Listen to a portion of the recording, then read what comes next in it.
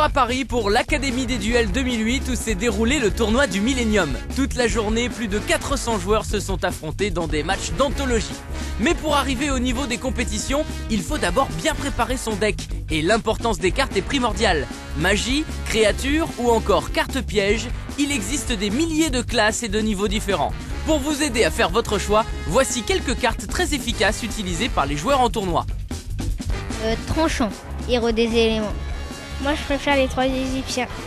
C'est le golem rouage ancien. C'est le dragon blanc aux yeux bleus. Le dragon armé des ténèbres. Parce qu'elle est déjà hyper dure à voir et elle est super forte.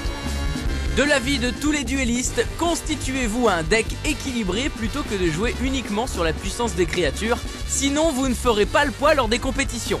D'ailleurs, ces rendez-vous sont aussi l'occasion pour les duellistes de renouveler leur jeu. Entre 2 rondes, les joueurs s'échangent donc de nombreuses cartes. C'est souvent plus économique que d'acheter des boosters en magasin et cela permet de trouver des pièces très rares. Mais attention de ne pas tomber sur des contrefaçons. Malheureusement, il existe de fausses cartes. Alors voici quelques conseils pour éviter de se faire piéger. Déjà, elles n'ont pas la même texture et elles n'ont pas le logo en bas de la carte. Cette écusson, c'est marqué Yu-Gi-Oh! Ou alors il y a un œil du Millennium. Si il n'y a pas ça, c'est une fausse carte.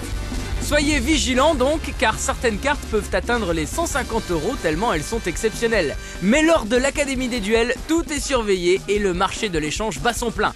Une pause bien méritée pour tous les duellistes avant de reprendre la compète. Et pour nous, il est l'heure de retrouver un nouvel épisode de Yu-Gi-Oh! Sur Canal J bien sûr.